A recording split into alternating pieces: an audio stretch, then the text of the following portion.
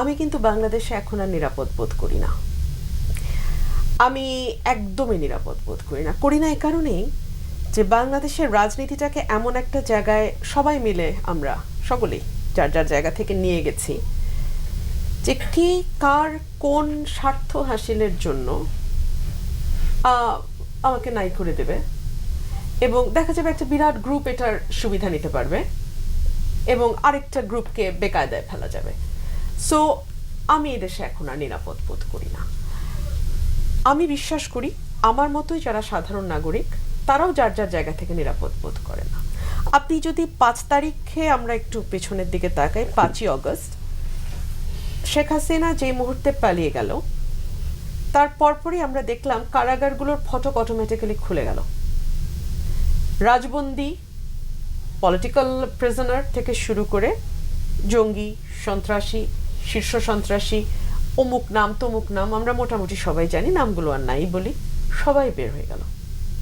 কার সাজার মেয়াদ শেষ হলো, কার সাজা বাকি আছে, কারো বিরুদ্ধে হয়তো 20টা মামলা, তার হয়তো 18টাতে বেল আছে, 2টাতে বেল হয় নাই, বেল টেলের কোনো ধারই কেউ ধারলো না, কিভাবে যেন সবাই বের হয়ে গেল। আমি একজন রাজনৈতিক ক্ষুদ্র কর্মী, আমি কিছুই বুঝলাম না। এবং আমি একজন আইনজীবী হিসেবে আমার মনে প্রশ্ন আসলো, যদি তারা এতদিন অবৈধ আটকেও থেকে থাকে, একটা তো প্রক্রিয়া আছে বের হওয়ার, নাকি এটা একটা মবের মুল্লুক? ওই মবের মুল্লুক শুরু হলো কিন্তু গত 5ই অগস্ট। তারপরে আমরা দেখলাম সংখ্যালঘু সম্প্রদায়কে নিয়ে একটা খেলা চলছে বাংলাদেশে। তাদেরকে উস্কে দিয়ে, তাদেরকে ব্যবহার করে অনেকেই ফায়দা নেওয়ার চেষ্টা করছে। আমার ঘরের পাশের দেশ ভারতের মিডিয়া এমনভাবে পোর্ট্রে করলো যেন বাংলাদেশে রায়ট হচ্ছে। না, বাংলাদেশে আসলে রায়ট হচ্ছিল না ওই সময়। তারপরে আমরা দেখলাম আশুলিয়া, গাজীপুর, সাভার এখনো আনরেস্ট চলছে, কারখানাগুলো, ফ্যাক্টরিগুলো বন্ধ হচ্ছে, খুলছে, ভাঙচুর হচ্ছে, ইত্যাদি ইত্যাদি। আমরা দেখলাম আনসার বাহিনী তারা এক ধরনের কু করার চেষ্টা করছে। জুডিশিয়াল কুয়ের কথা তো আলোচনাই হলো, প্রধান বিচারপতি থেকে শুরু করে সকল অ্যাপেলেট ডিভিশনের জাস্টিসরা ধপ করে পড়ে গেলেন। একটা হজবরল না, একদম একটা হজবরল। তো এটার মধ্যে আসলে আমরা কি আইনের শাসনের কথা বলবো আর কি রিমান্ডের কথা বলবো? রিমান্ডের ব্যাপারে আমি আইনজীবী হিসেবে এটুকু বলি, বাংলাদেশের সিআরপিসিতে রিমান্ড বলে কোনো শব্দ নাই। অধিকতর তদন্ত বা ফার্দার ইনভেস্টিগেশনের ব্যাপার আছে। স্যার, আরো 2জন স্যার আছেন, আমার 3জন স্যার, ওনারা আমার চেয়ে অনেক ভালো জানেন, কারণ তারা ব্যুরোক্রেসির সাথে ওতপ্রোতভাবে জড়িত ছিলেন। সো রিমান্ড বলে কিছু না, অধিকতর তদন্ত বা ফার্দার ইনভেস্টিগেশন। সেই ফার্দার ইনভেস্টিগেশনকে আমরা ফার্দার টর্চার বানায় ফেললাম। এটা কোনো একক দলের বা একক সরকারের ব্যাপার না, সকলে মিলে আমরা একটা অদ্ভুত রিমান্ড নামক শব্দ নিয়ে আসলাম, এবং চোর থেকে শুরু করে পলিটিশিয়ান পর্যন্ত যেই ওটার মধ্যে দিয়ে গেল তাকেই মারধরের শিকার, বিভৎস নির্যাতন। এবং এখন তো আদালতে আসলে আমি যতদিন প্র্যাকটিস করেছি আমি দেখেছি খোলামেলা আমরা বলতাম যে মাইলর্ড স্বীকারোক্তি নিয়েছে রিমান্ডে, মানে বোঝাই যায় যে ওই স্বীকারোক্তির আসলে কোনো মূল্য নাই, জজ সাহেবও জানে ওই স্বীকারোক্তির কোনো মূল্য নাই। তাহলে স্বীকারোক্তিটা নেওয়া হয় কেন রিমান্ডে নিয়ে? রিমান্ডে টর্চারটা হয় কি করে, যেটা আইনে নাই, যেটা কানুনে নাই, যেটা কোনো বিধিতে নাই? আর আইন বলে যে 100 জন অপরাধী ছাড়া পেয়ে যাক, একজন নিরপরাধ যেন সাজা না পায়। এই যে শত শত হাজার হাজার মামলা গত কয়েক বছর ধরে আমরা দেখলাম পলিটিক্যাল পার্সনদের উপর করা হলো, এখন আবার নতুন করে খুনের মামলা, হত্যা মামলা চলছে, এবং হরে দরে অনেককেই গ্রেপ্তার করা হচ্ছে।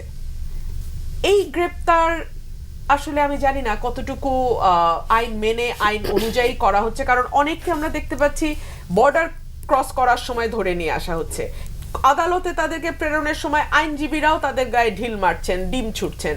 এগুলো তো আসলে কোনোটাই আমাদের আইন বা কানুন বা কোনো কিছুর মধ্যেই তো এগুলো পড়ে না। মোটামুটি আমি দেখলাম 5 তারিখের পর থেকে বাংলাদেশে যার যেমন খুশি, উনিও নিজেকে সমন্বয়ক দাবি করেন, আমিও নিজেকে সমন্বয়ক দাবি করি, আপনিও নিজেকে সমন্বয়ক দাবি করেন। মোটামুটি এটা এখন আমাদের সকলেই আমরা এক একজন শেখ হাসিনা, সকলেই আমরা প্রত্যেকে যার যার জায়গা থেকে এখন সর্বময় ক্ষমতা আমরা মনে করছি আমাদের হাতে চলে এসছে। সো আমাদের যেহেতু দীর্ঘ মানে কয়েক বছর, মানে 15 বছরের ওপরে আমাদের এক ধরনের অভিজ্ঞতার মধ্যে দিয়ে আমরা গেছি, এক ধরনের সাপ্রেশনের মধ্যে দিয়ে আমরা গেছি, এক ধরনের ভীতির মধ্যে দিয়ে আমরা গেছি। সুতরাং আমাদের নানান রকম অবদমিত রাগ, ক্ষোভ, যন্ত্রণা আছে, সেগুলোর বহিঃপ্রকাশ আসলে আমরা নানান রকম ভাবে করতে দেখছি, এবং একই সাথে আমরা এটাও লক্ষ্য করছি যে সরকার আসলে সামাল দিতে পারছে না। আজকে বিএনপির মহাসচিব একটা কথা বলেছেন যে ম্যাজিস্ট্রেসি পাওয়ার দেয়া মানে হচ্ছে পুলিশ প্রশাসন তারা ফেল করেছে। অ্যাবসলিউটলি তাই। আপনি দেখেন রাস্তায় বহুদিন তো আমরা পুলিশ দেখিই নাই, গত কয়েকদিন ধরে পুলিশ দেখছি আমরা ট্রাফিক, কিন্তু তাদের ট্রাফিক কন্ট্রোলের ব্যাপারে খুব বেশি কি উৎসাহী মনে হচ্ছে? তারা বরং নিরাপদে দাঁড়িয়ে আলাপ করছেন, গল্প করছেন। ইভেন কিছুদিন আগে আমি গত সপ্তাহে গাড়ির কাজ নামিয়ে একজনকে বলতে বাধ্য ছিলাম যে ভাই গল্পটা একটু পরে করেন, আগে এখানে দেখেন কি অবস্থা, আমরা কয়েক ঘন্টা যাবত একই জায়গায় আটকে আছি। আর পুলিশ ভাইরাও বা কি করবে? কারণ কিছু দূর গেলেই দেখি একদল ছাত্র বা একদল যুবক বা একদল তরুণ তারা রাস্তা অবরোধ করে তাদের দাবিনামা পেশ করছে, তাদের কথা বলছে। তো এইরকম একটা অবস্থায় সত্যি তো আইন শৃঙ্খলা পরিস্থিতি রক্ষা করা সরকারের জন্য সত্যি কঠিন হয়ে যাচ্ছে। সুতরাং বাধ্য হয়েই, এটা সিআরপিসির বাইরে নয়, সিআরপিসিতে বলাই আছে সেনাবাহিনীকে এই পাওয়ার দেয়া যেতে পারে। তবে অফকোর্স এই ডিবেটও আসতে পারে যে আমাদের সংবিধান যেটা বলে যে সেপারেশন অফ পাওয়ার, আর্টিকেল 22 এর যেই কনসেপ্ট যে নির্বাহীকে আপনি কখনোই বিচারিক দায়িত্ব দিতে পারবেন না। আপনি যখন এক্সিকিউটিভ ম্যাজিস্ট্রেটকে জুডিশিয়ারির এই ক্ষমতা দেন, বিচারের ক্ষমতা, কিংবা আপনি যখন সেনাবাহিনীর হাতে ম্যাজিস্ট্রেসি পাওয়ারটা দেন, তখন অটোমেটিক্যালি বিচার বিভাগের ওই ক্ষমতা শেয়ার্ড হয়ে যায় নির্বাহীর সঙ্গে। সেই ডিবেট চলতে পারে, কিন্তু সেই তাত্ত্বিক অবস্থানে আসলে আমাদের দেশ আছে কিনা সেটাও এখন একটা আলোচনার বিষয়। সুতরাং আমি মনে করি ভাই আমাদের নিরাপত্তা সবচেয়ে বেশি প্রয়োজন এই মুহূর্তে।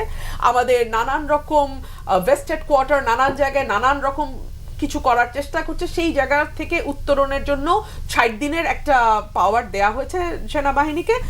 সেনাবাহিনী যদি সঠিকভাবে এই পাওয়ার এক্সারসাইজ করে, আমি এখানে কোনো I don't see anything wrong with that.